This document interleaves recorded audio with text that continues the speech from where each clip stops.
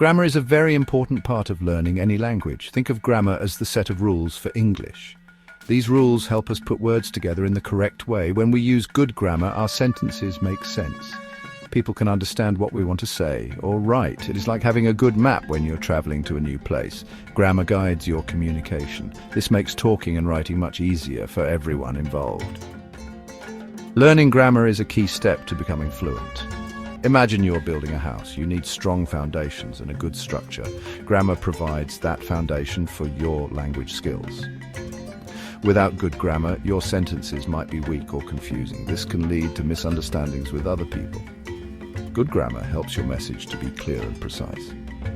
It shows that you care about how you communicate.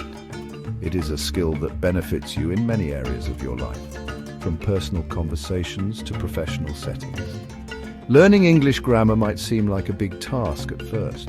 There are many rules to learn and remember. However, you do not need to learn everything all at once. You can learn step by step at your own pace.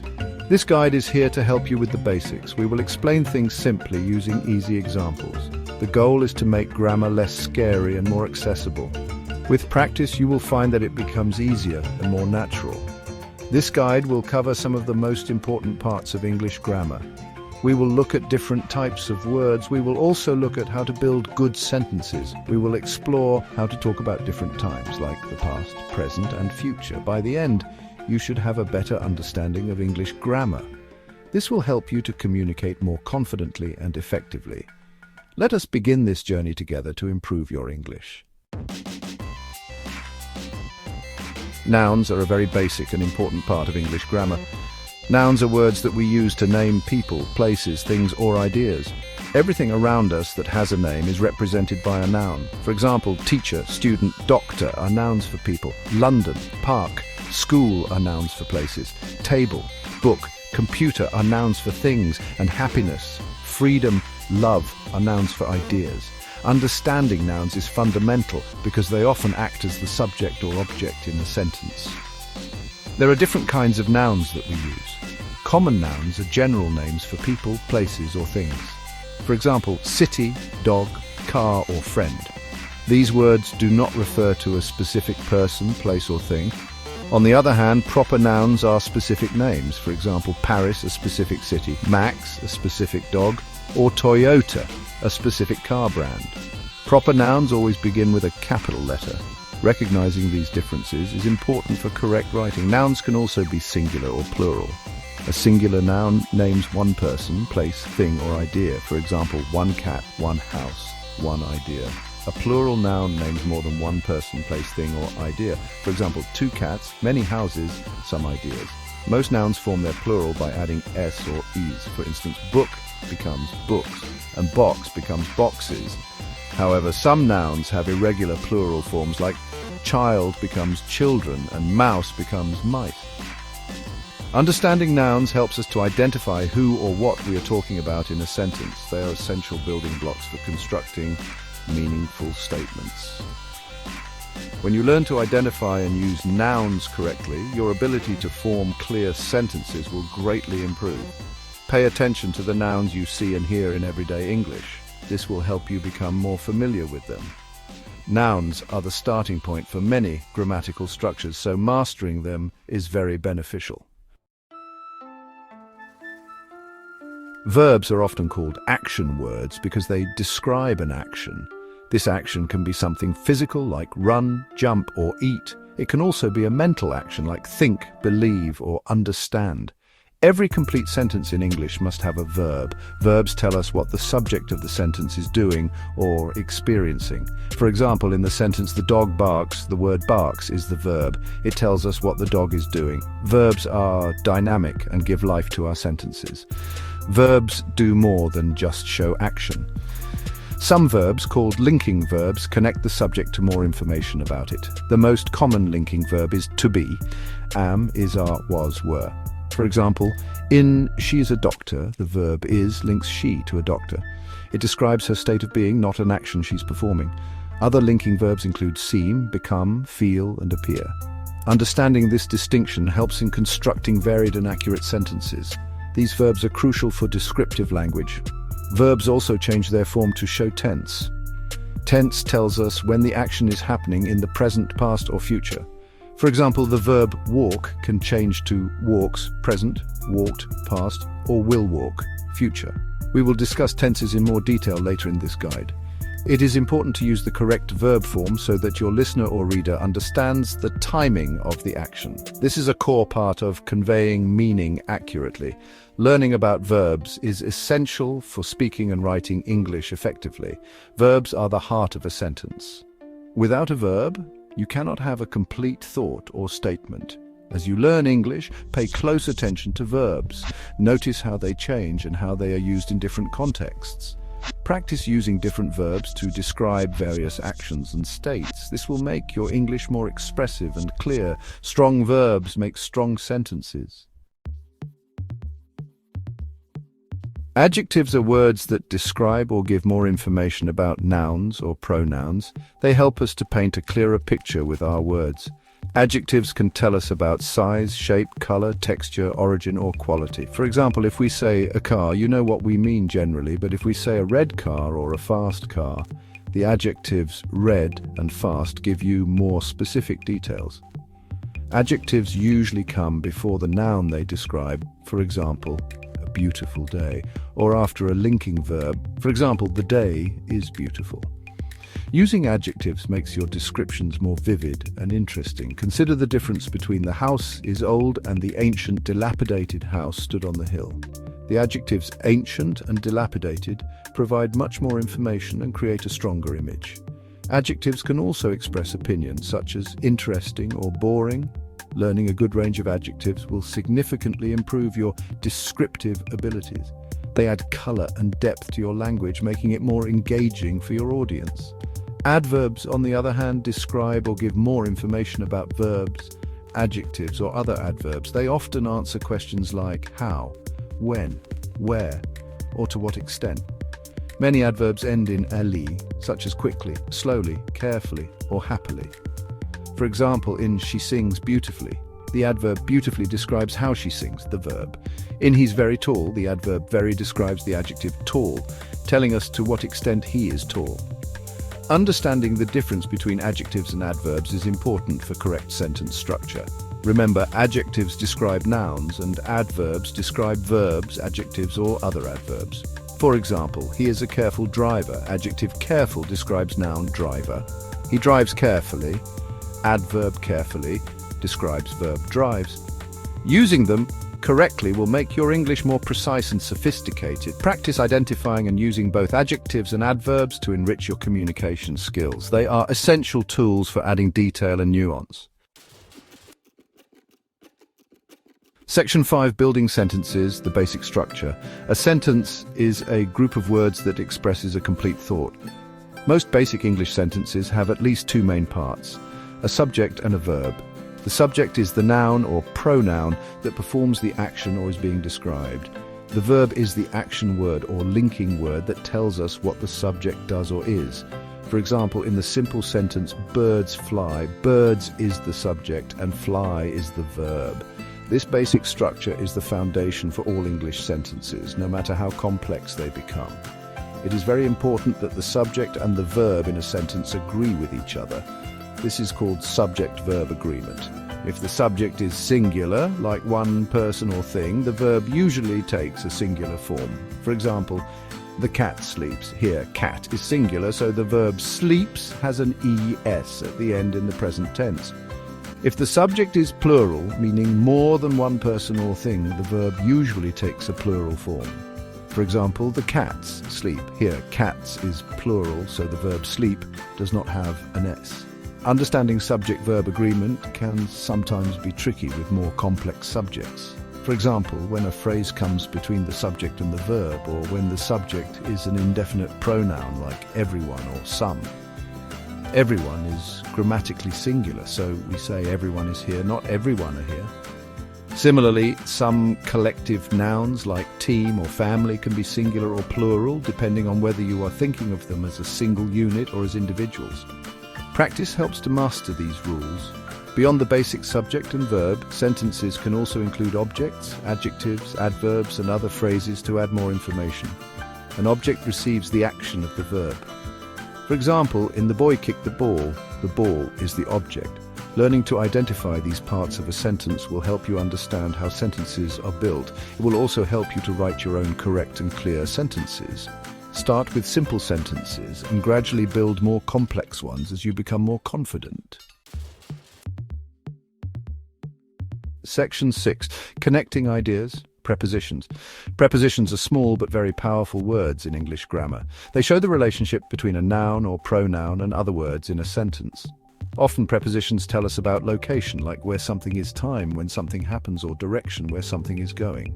Think of them as essential linking words that provide context and clarity. You use prepositions constantly in your everyday speech and writing, often without even consciously thinking about them. They are fundamental for making sense of how things are connected to each other. Common prepositions that you will encounter frequently include words like in, on, at, under, over, with, to, from, and for. For example, in the sentence, "The book is on the table," the preposition on tells us the location of the book relative to the table. In another example, we go to the park in the afternoon. The preposition in specifies the time period when we go. Prepositions help us to paint a much clearer and more detailed picture with our words, adding necessary precision. One of the challenges with prepositions is that their usage can be idiomatic. This means that the choice of preposition might not always follow a strict logical rule and can depend on the specific verb or noun it is used with. For instance, we say, "I'm interested in music, but I am good at drawing." Learning common prepositional phrases, combinations of verbs or adjectives and prepositions can be extremely helpful. Listening to native speakers and reading widely are excellent ways to become familiar with correct preposition usage. Using prepositions correctly is crucial for making your English sound natural and for avoiding potential misunderstandings. A small change in a preposition can significantly alter the meaning of a sentence. For example, "I talked to my friend" is different from "I talked about my friend." These tiny words play a big role in the overall meaning and coherence of your communication. Mastering prepositions takes time and practice, but it greatly enhances your fluency and accuracy in English. Section 7. Joining words and sentences. Conjunctions. Conjunctions are often called joining words or connecting words. Their main job is to connect individual words, phrases, or clauses. Conjunctions are essential for creating sentences that are more complex, fluent, and interesting to read or hear. Without conjunctions, our speech and writing would consist of many short, simple sentences which can sound very choppy and disconnected. They act like bridges, smoothly linking different ideas together to improve the flow of communication. You're probably already familiar with some of the most common conjunctions, such as and, but, and or. The conjunction and is used to add information or link similar ideas. "I like tea and coffee." The conjunction but is used to show a contrast or an unexpected result. "I want to go to the party, but I'm very tired." The conjunction or is used to present a choice or an alternative. "Would you like juice or water?" There are different categories of conjunctions. Coordinating conjunctions connect words, phrases, or independent clauses that are of equal grammatical importance. The main coordinating conjunctions are for, and, nor, but, or, yet, so you can remember these with the acronym FANBOYS. Subordinating conjunctions, on the other hand, join an independent clause with a dependent clause. Examples include because, although, since, if, when, while, and unless. For example, "I stayed home because it was raining." Using conjunctions effectively will greatly improve the clarity and sophistication of your writing and speaking. They allow you to show the relationships between different ideas, such as cause and effect, contrast, or condition. Instead of writing, "The weather was bad," "The picnic was cancelled," you can use a conjunction to create a more connected sentence. "The picnic was cancelled because the weather was bad." Conjunctions are valuable tools that help you express your thoughts more precisely and coherently. Learning to use them well is a key part of mastering English. Section 8. Talking about time. Understanding tenses. Verb tenses are a crucial aspect of English grammar because they tell us when an action or event takes place. Is it happening right now in the present? Did it happen sometime in the past? Or will it happen at some point in the future? English has a variety of tenses to express these different time frames with precision. Understanding and using tenses correctly is absolutely essential for clear communication. If you use the wrong tense, your listener or reader might become confused about the sequence or timing of the events you're describing. The three main time frames are quite simply the present, the past, and the future.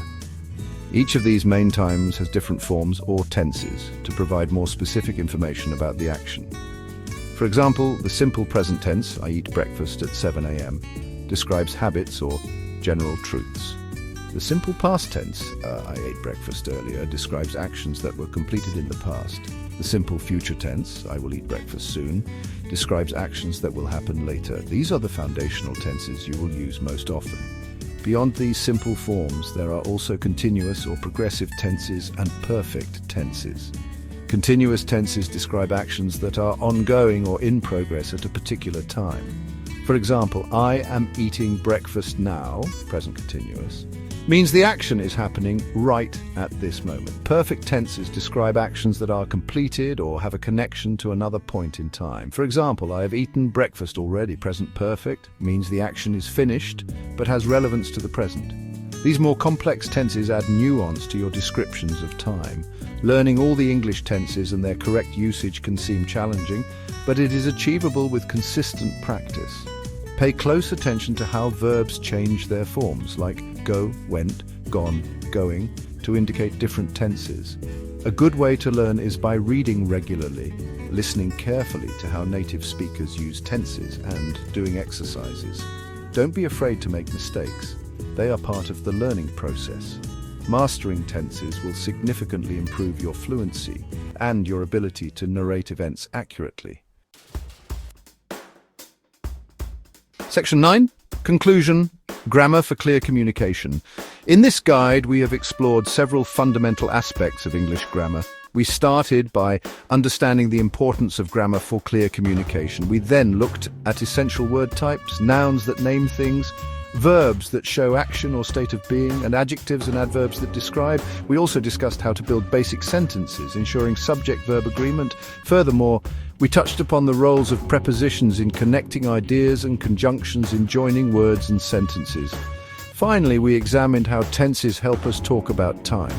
These are the core building blocks you need. Good grammar is the key to effective communication. When you use grammar correctly, your message is understood more easily and accurately by others. This is incredibly important in all areas of life, whether you are studying at school, working in a professional environment, or simply having a conversation with friends. Clear communication helps to avoid misunderstandings, builds stronger relationships, and allows you to express your thoughts and ideas with confidence. It is a skill that will serve you well throughout your life, opening many opportunities for you. Remember that learning grammar is an ongoing journey, not a destination you reach overnight. It is perfectly normal to find some rules confusing or to make mistakes along the way. Everyone who learns a language goes through this process. The most important thing is to remain patient with yourself, to keep practicing consistently, and to be curious about learning more. Use this guide as a helpful starting point, but continue to explore grammar through reading, listening, and actively using the language. The more you immerse yourself, the more natural it will become. By developing a solid understanding of English grammar and applying it in your daily interactions, you will significantly enhance your ability to express yourself. You will be able to write more coherent emails, essays, and reports. You will also find yourself participating in conversations with greater clarity and confidence. Continue to learn, practice regularly, and enjoy the process of improving your English grammar skills. This effort will undoubtedly make your communication more powerful and effective. Good luck on your continued learning journey.